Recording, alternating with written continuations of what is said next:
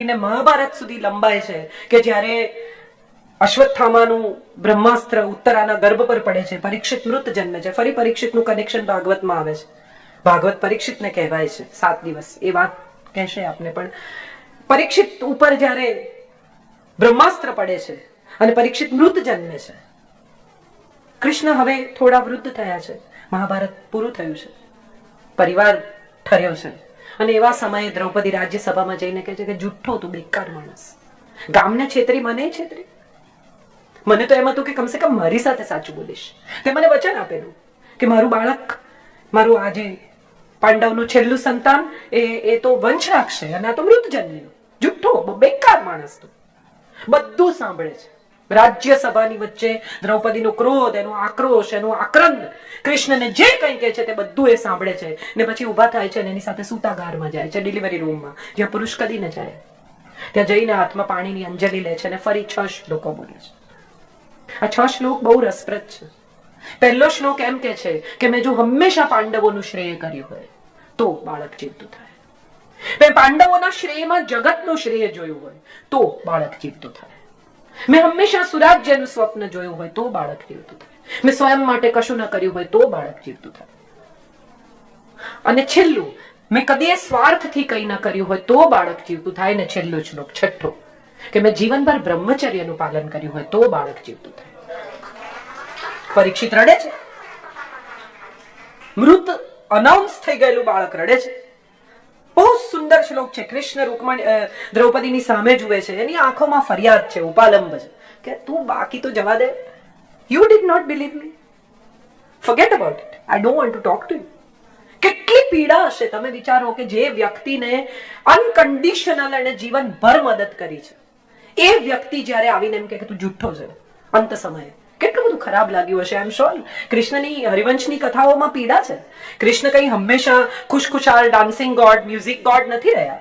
એણે પણ ખૂબ પીડા જોઈ છે, યાદવાસ્થળી જોઈ છે. પોતાની નજર સામે પહેલો ઘા સાત્યકી પર, એનો પોતાનો મિત્ર, જેની સાથે જીવનભર એક દોસ્તી રહી, એવા માણસ ઉપર તમારે ઘા કરવો પડે. કેટલી પીડા, કેટલી પીડામાંથી પસાર થયા હશે. તો દુઃખી થઈને જતા રહે છે ત્યાંથી. અને એમના ગયા પછી સત્યભામા પૂછે છે કે આ બ્રહ્મચર્યનું શું કહી ગયા? હું સમજી નહીં.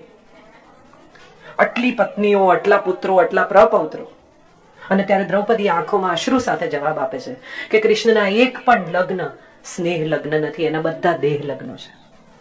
સ્નેહ તો ક્યાંક બીજે જ વસે છે. આ પીડા સાથે આખી જિંદગી જીવવું અને છતાં કમ્પ્લેન ન કરવી, એ કૃષ્ણ પાસેથી શીખવાનું છે. તમે કોકને અમસ્તાએ પૂછો ને કે કેમ છો, તો સવારે ઉલટી થઈ ત્યાંથી ચાલુ કરે.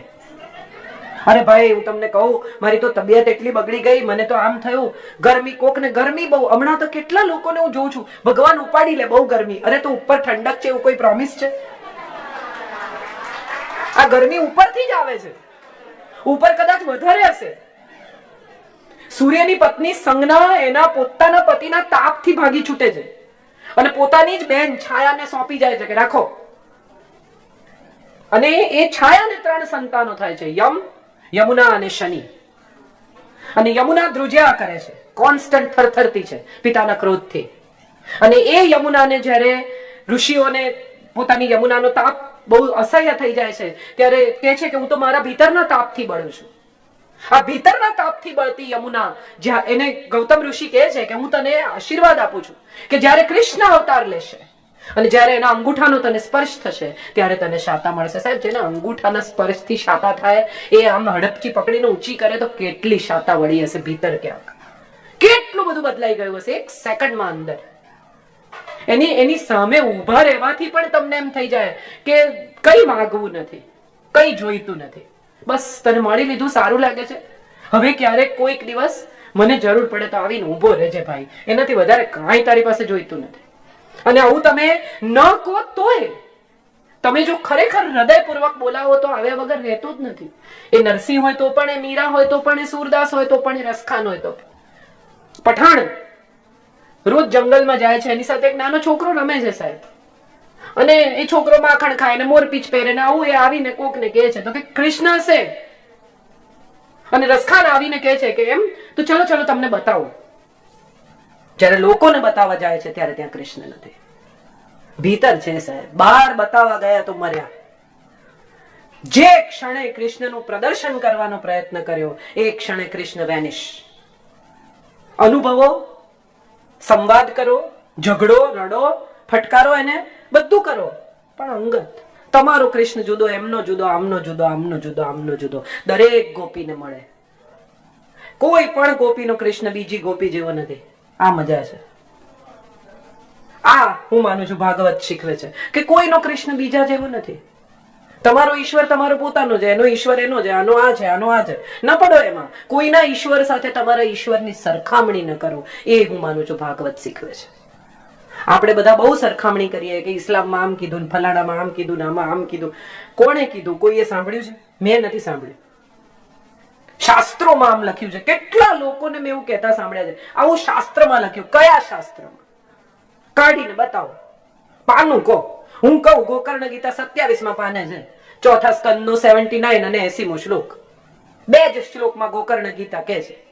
એના પિતાને એમ કહે છે કે એ તમારો દીકરો છે અને તમારો દીકરો જો તમને ત્રાસ કરતો હોય તો મહેરબાની કરીને એને છોડો અને તમે તમારા આત્માનું કલ્યાણ કરો.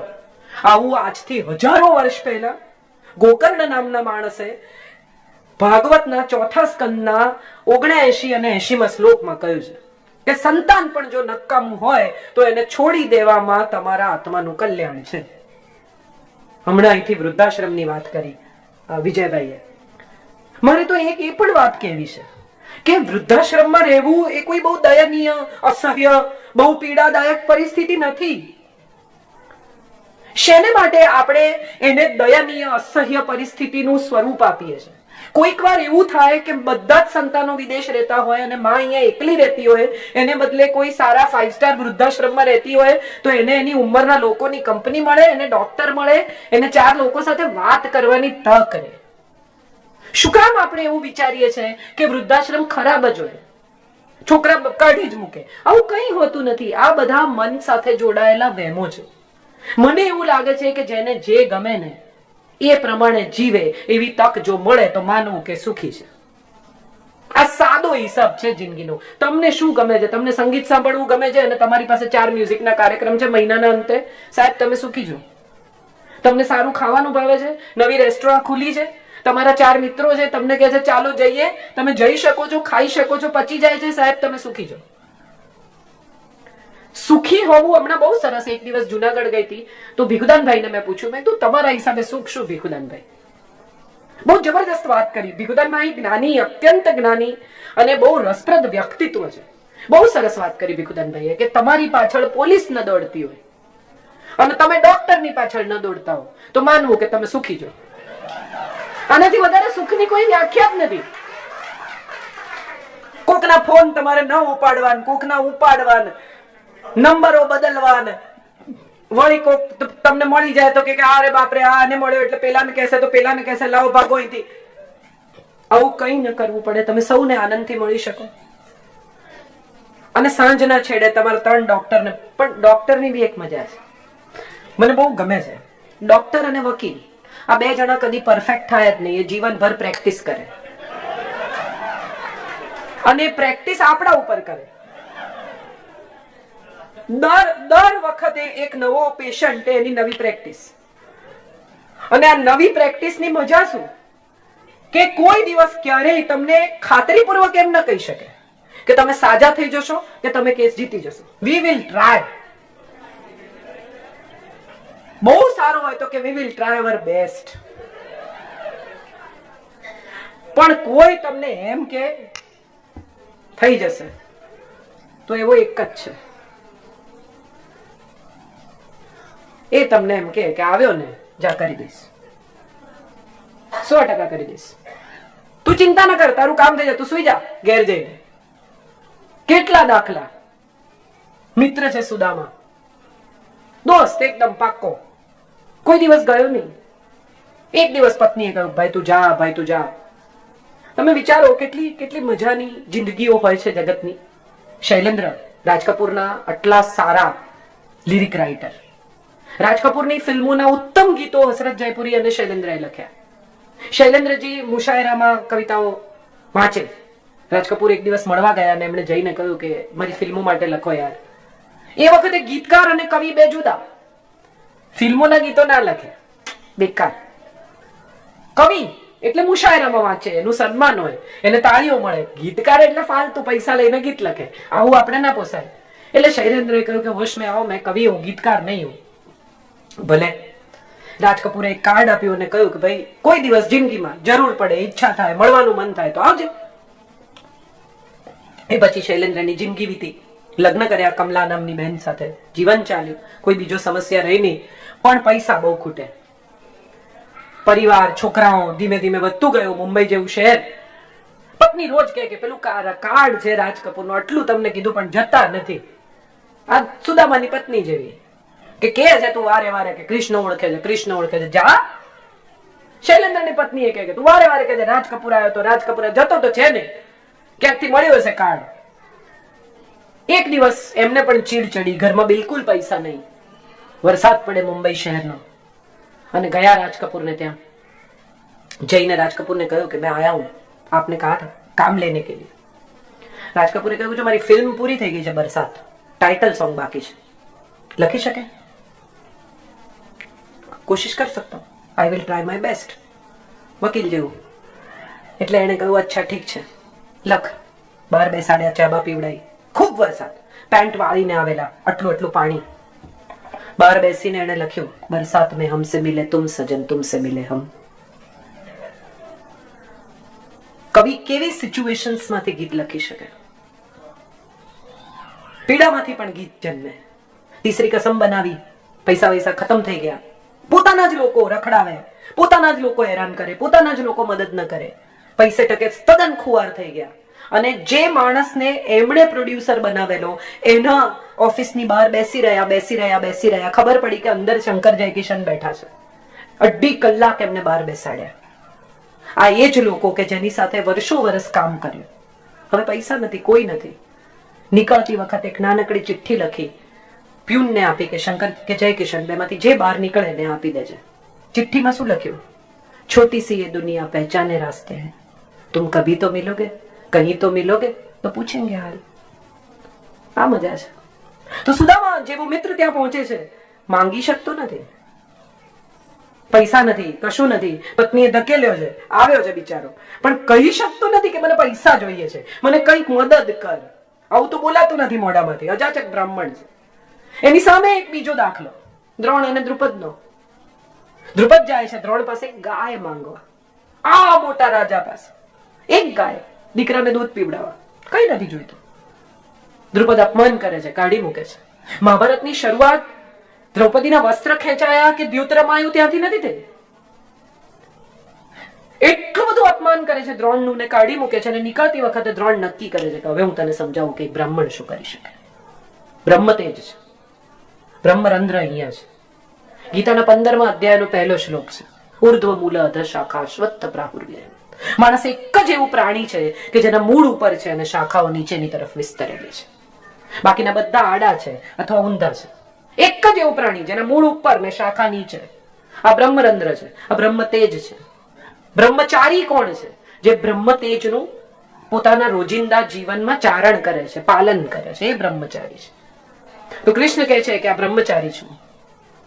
જો મેં બ્રહ્મચર્યનું પાલન કર્યું હોય તો બાળક જીવતું થાય. અને ત્યારે દ્રૌપદી પ્રતિ ઉત્તર આપે છે સત્યભામાને કે એના એક પણ લગ્ન દેહ સ્નેહ લગ્ન નથી, એના બધા દેહ લગ્નો છે, પોલિટિકલ લગ્નો છે. આજે પણ જ્યાં તકલીફ પડી શકે જીતવાની એવું બિહાર, મગધ, એની બાજુમાં ચેદી, એની આમ નેક્સસમાં વિદર્ભ. તમે જો જુઓ નોર્થનો નકશો તો તમને સમજાય કે બધા દબંગ રાજાઓ. આ રાજાઓને તોડવા હોય, જરાસંઘ, શિશુપાલ અને વિદર્ભનો રૂકમણીનો પિતા, એમને જો તોડવા હોય તો શું કરવું પડે? એમાંથી એકની દીકરી પરણવી પડે. હવે અસ્થિ અને પ્રાપ્તિ, જરાસંઘની દીકરીઓ તો મામી થાય, કેમ પરણે? ન પરણે. આ બાજુ શિશુપાલ એની જોડે લડી વળ્યો. રહ્યું એક વિદર્ભ, એની દીકરી રૂકમણી, પરણવું જ પડે. બીજો કોઈ રસ્તો જ નથી, કારણ કે જ્યારે મહાભારતનું યુદ્ધ થશે ત્યારે આ બધાને ભેગા લેવા પડશે. અને માટે પરણ્યો. સત્યભામાને પરણ્યો કેમ? સત્રાજીત પાસે મણી છે, ચોરીનો આરોપ આવ્યો, કઈ બોલતો નથી, જઈને શોધી આવે છે ને કે મણી પાછો આપે, એટલે કે ભાઈ તારો મણી. અને મણી પાછો આપે છે ત્યારે સત્રાજીત કહે છે કે મણી તો સ્વીકાર, સાથે મારી દીકરી પણ સ્વીકાર. સત્યભામા, સૂર્યની દીકરી, મિત્ર વૃંદા, કાલિંદી, યમુના. મજાની વાત એ છે કે આ બધી જેટલી સ્ત્રીઓ સાથે પરણ્યો એની પાછળ એક એક કથા છે. અને આ બધી કથાઓમાં ક્યાંય પણ કૃષ્ણ પ્રેમમાં પડ્યા એવું વાક્ય આવતું નથી. ક્યાંય કોઈ કથામાં કે પછી કૃષ્ણને પ્રેમ થઈ ગયો. પ્રેમ એક જ વાર થયો અને એને મૂકીને નીકળી ગયો. કેમ? તો કે એને ભેગો લઈ ગયો હોત તો આ બધું કરી જ શક્યો હોત નહીં. પછી પ્રેમમાં જ રહ્યો હોત. કરતી વખતે પૂર્ણપણે સ્વયંને સમર્પિત કરીને જે કરો તે કરી લેવાનું ને કર્યા પછી નીકળી જવાનું ને પાછા ફરીને નહીં જોવાનું એ કૃષ્ણ શીખવે છે. પ્રેમના સમયે પ્રેમ કર્યું, યુદ્ધના સમયે યુદ્ધ કર્યું, રાજનીતિના સમયે રાજનીતિ કરી. ક્યાંય રાજનીતિમાં એમ નથી કહ્યું કે પછી એક મારી ગર્લફ્રેન્ડ હતી રાધા. આવું ક્યાંય નથી કહ્યું. કેટલા બધા લોકો કહે છે કોલેજમાં, સ્કૂલમાં પ્રેમ હોય, અટ્રેક્શન, ઇન્ફેચ્યુએશન, જે તમારે એને ટાઇટલ આપવું હોય, પછી એમાં હાર્ટ દોરે નોટમાં, તીર બીર પસાર કરે, એમાંથી એમાં નામો લખે, સાયકલની ચેનો ઉતરી જાય એ પસાર થતી હોય ત્યારે એમાં એ તો આમ જ જુએ ખાલી, બીજું કંઈ કરે નહીં. અને છતાંય જો એકાદ બે પેક પીએ તો એમ કે મારો પહેલો પ્રેમ. પ્રેમ તો ક્યાં, કઈ થયું જ નહીં. એક કોકો કોલા ભેગી પીધાની સ્મૃતિ નથી અને તો એ કે આ મારો પ્રેમ. પછી એલ્યુમિનાય થાય, બધા ભેગા થાય, એ પણ આવશે એવા વિશ્વાસ સાથે બંને જાય. અને સાહેબ પહેલી વાર 20 વર્ષ પછી એકબીજાને જુએ ને ત્યારે સ્પાઉસ એવા વાલા લાગે. પહોંચશે ધીમે ધીમે. કારણ એ છે કે જે નથી મળ્યું ને એ હંમેશા બહુ ખૂબસૂરત હોય છે. જેના વગર જીવ્યા ને એ હંમેશા, કારણ કે કલ્પનાની સુંદરતા છે. શું થઈ શક્યું હોત ની કથા છે, શું થયું એની કથા નથી. અને માટે કદાચ રાધા કૃષ્ણનો પ્રણય આપણને બહુ આકર્ષે છે, કારણ કે ઇનકમ્પ્લીટ છે. કમ્પ્લીટ પ્રણય હોત તો આવો ન લાગ્યો હોત. અને માટે રૂકમણી અને સત્યભામા બંને ઉભા છે ત્યારે દ્રૌપદી કહે છે કે એક પણ લગ્ન સ્નેહ લગ્ન નથી, અને બધા દેહ લગ્નો છે. અને આ મારાથી વધારે કોણ સમજે છે? તમે સમજો, કૃષ્ણ અને દ્રૌપદીની પીડા સિમિલર છે. જે ચાહ્યું તે મળ્યું નથી, જે મળ્યું તે માણવું પડ્યું છે. આ જિંદગીની બહુ મોટી પીડા હોય છે. અને છતાંય કૃષ્ણને તમે ક્યાંય ફરિયાદ કરતા નથી જોતા. તમે વિચારો, અત્યારે આ બધી ગર્ભ સંસ્કારની કથાઓ, આપણે કેટલી બધી ક્લાસીસ ચાલે ને આમ થાય ને પેલું થાય ને ગર્ભ સંસ્કાર શીખવાડે. કૃષ્ણની માએ કેવા ફફડતા જીવે 9 મહિના કાઢ્યા હશે. એના ગર્ભમાં તો ભય સિવાય કઈ નથી. 7 બાળક જેના મારી નાખ્યા છે નજર સામે, એ માએ 8મી પ્રેગ્નન્સી કેવી વિતાવી હશે. રોજ સવારે ઉઠીને એમ થાય માર નાખશે. અને ભયનું સંતાન કેવું નિર્ભય છે સાહેબ. એવું કઈ નથી કે ક્યાંથી શું આવે છે. અગત્યનું એ છે કે તમારા જન્મ અને તમારા મૃત્યુની વચ્ચેની જિંદગી તમને જે સોંપી છે એનું તમે શું કરો છો. કોરો કાગળ બધાને આપે અને એમ કે તમને જે દોરવું હોય દોરો. કોઈ પણ 2 જણાનું ડ્રોઈંગ સરખું નહીં હોય. No 2 people will be the similar in doing what they are asked to be done. I think that's what life is all about. કોઈની જિંદગી સરખી નથી હોતી. આપણને બીજાની સરખામણીએ આપણું દુઃખ વધારે લાગે છે અને સુખ ઓછું લાગે છે.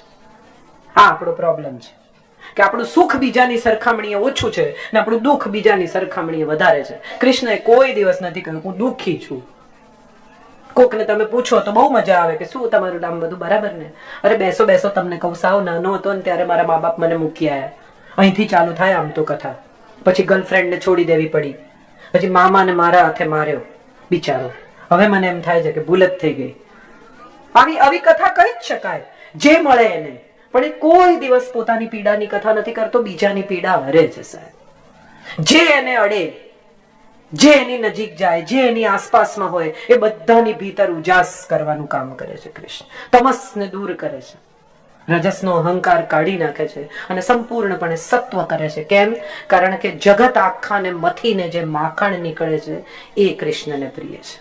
મથાવ બધું મથીને જે નીકળે, પેલા દૂધનું દહીં થાય, દહીંની છાશ થાય, છાશમાંથી નીકળે માખણ, એ કૃષ્ણને પ્રિય છે. માટે હું માનું છું કે આ ભાગવત કથા જે તમે સાંભળી રહ્યા છો રોજ, એ તમારી ભીતર પણ મંથનનું કામ કરે તો સારું.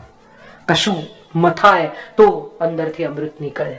માત્ર સાંભળવું, બેસવું, કારણ કે કશ્યપભાઈ ને ભરતભાઈ ને આપણે ખુશ કરવા આવ્યા છીએ એમને એમ થાય કે આપણે રોજ બેસીએ છીએ, ચંદ્રિકાબેન ને વિભાબેન ને બધા નમસ્તે નમસ્તે કરીને પછી ફોનમાં નહીં પડતા.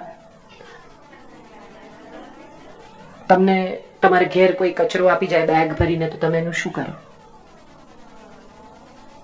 શું કરવું એ કચરાનું? વાડકી વાડકી બધાને ઘેર આપી આવો? હા કે ના? શ્યોર ના? ફરી પૂછું છું, શ્યોર ના? તો વોટ્સએપ કેમ એટલા ફોરવર્ડ કરો છો? રોજ સવારે કોક તમારે ત્યાં કચરો ઠાલવી જાય એટલે કચરો તમે વાડકીમાં ભરીને થોડો થોડો બધાને ઘેર આપી આવો કે હવે તમારો વારો લો. મારે જે કહેવું છે તે અહીં કદાચ પૂરું થાય છે. કોઈને ઘરે આપવા જાઓ ત્યારે કશું સત્વ, કશું સારું, કશું પ્રેમાળ, કશું સંવેદનશીલ આપી આવજો. કોઈ તમારે ઘેર કચરો નાખી જાય તો એ કચરો આગળ ફોરવર્ડ કરવાને બદલે તમારી કચરા પેટીમાં નાખી અને કચરા પેટી ઢાંકી દેજો. આ ભાગવત છે. જીવનના સંપૂર્ણ અર્કમાંથી નીકળેલી એક એવી સુંદર વાણી કે જે આપણને ભીતરથી સાફ કરવાનું કામ કરશે. હું આશા રાખું છું કે અહીંયા જે આ કથા કહેવાઈ રહી છે એમાં કશું આપણી ભીતર સ્વચ્છ થાય, આપણી ભીતર કશું ઉજળું થાય, આપણી ભીતર સૂર્યોદય થાય, એક સવાર પડે જે સવારથી આપણી ભીતર કશું બદલાય. તો હું માનું છું આ ભાગવત કથાનો કોઈ મતલબ છે, એનો કોઈ અર્થ છે, એની સાથે જોડાયેલી જિંદગીના કોઈક ક્ષેત્રમાં આપણે કશું કરી શકીએ. બાકી આ ધરતી પર ધક્કો ખાવા ઘણા આવે છે. રિટર્ન ટિકિટ તો આપી જ છે આપણને, હરી ફરીને પાછા જજો. અહીં રહીને તમે શું કર્યું એ તમારી સ્મૃતિઓ છે. અહીં રહીને તમે શું કર્યું એ તમે પાછળ મૂકી જવાના છો. પાસબુક નહીં કામ લાગે, શ્વાસબુક કામ લાગશે.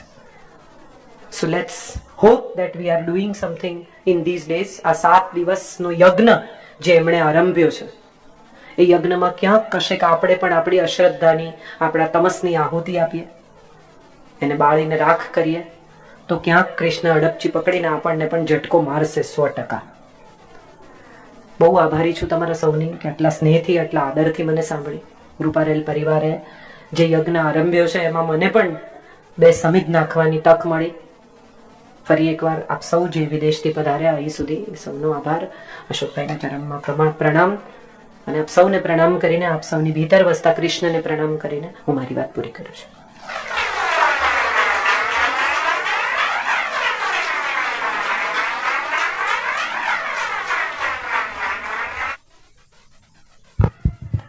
ખૂબ ખૂબ આભાર કાજલબેન.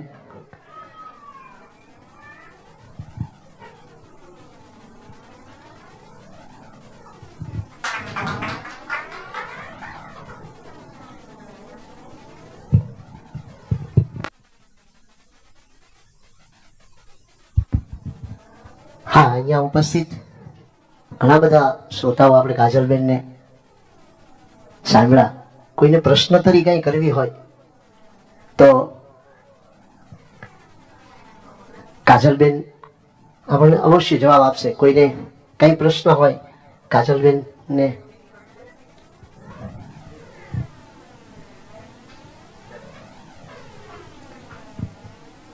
ત્યાંથી જે કોઈને કઈ પ્રશ્ન કરવો હોય તો આપ આપની જગ્યાથી હાથ ઊંચો કરશો. યતીનભાઈ,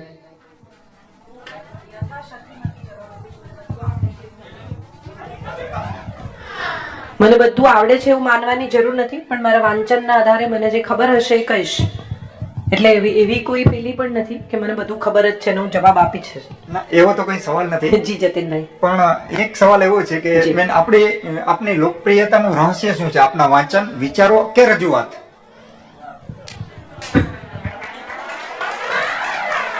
પહેલા તો આપણે એવું એસ્ટાબ્લિશ કરવું પડે કે હું લોકપ્રિય છું,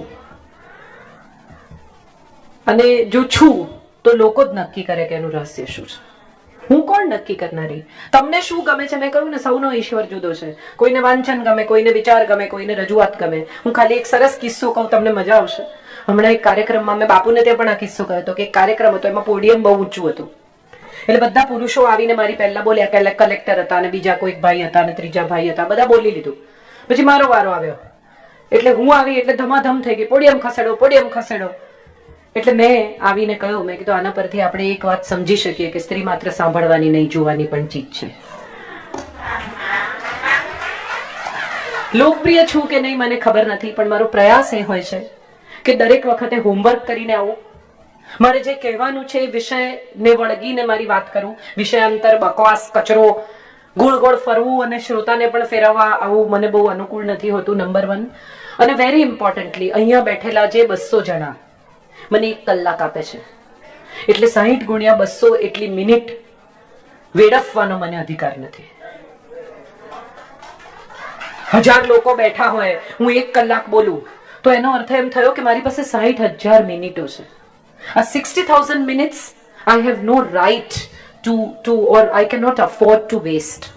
હું દુબઈ બોલી ત્યારે પણ હું મુંબઈ પર પૂરી તૈયારી સાથે, એટલે 30 મિનિટ બોલવાનું હતું, પણ જો મારે 1.5 કલાક બોલવાનું હતું તો મારે કેટલું બોલવું પડે એની તૈયારી સાથે હું આવી. મારી પાસે હજી પણ નોટ્સ છે કે યજ્ઞમાં કઈ 4 વસ્તુઓ, 25 તત્વો કયા. મને લાગ્યું કે હવે અહીંયા એની જરૂર નથી, સો આઈ કેપ્ટ ટુ માય સબ્જેક્ટ. પણ મને એવું લાગ્યું હોત કે કદાચ આનાથી વધારે મારી વાત કરવાની છે, તો હું મારી નોટ્સ હજી પણ છે મારી પાસે. સો આઈ પર્સનલી ફીલ કે મારું હોમવર્ક કદાચ શ્રોતાને મારી સાથે બાંધી રાખે છે. I work very hard. હું બહુ મીડિયોકર છું, પણ હું બહુ મહેનતુ છું.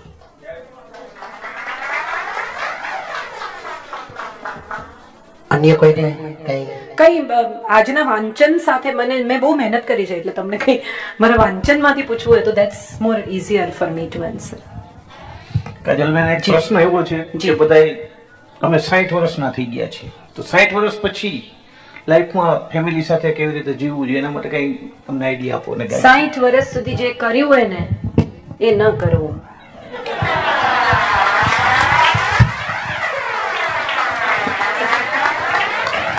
અટકી જવું. બસ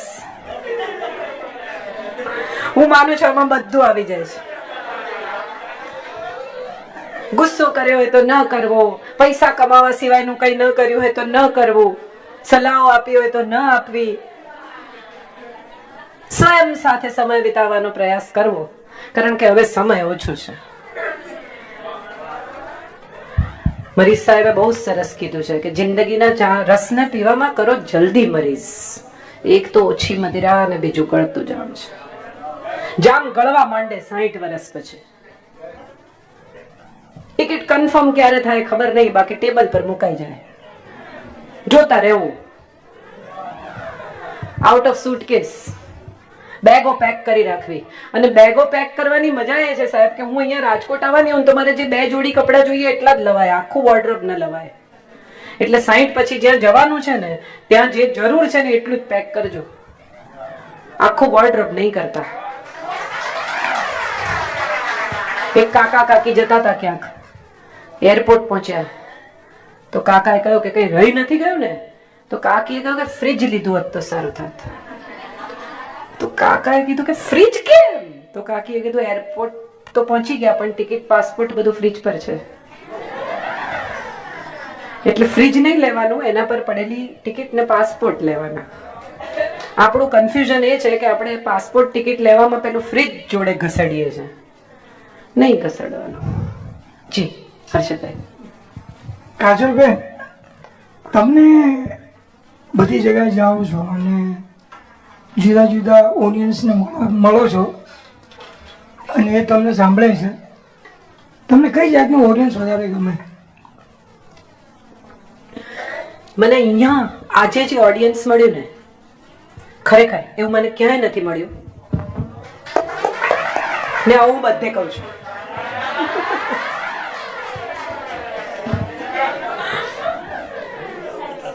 આ છે ને ડેસ્ટિની જેવી વાત છે, તમારી પાસે પસંદગીનો અધિકાર નથી. ઓડિયન્સ વક્તા પસંદ કરી શકે છે, વક્તા ઓડિયન્સ પસંદ ન કરી શકે. એ ચોઈસ જ નથી આપણી પાસે.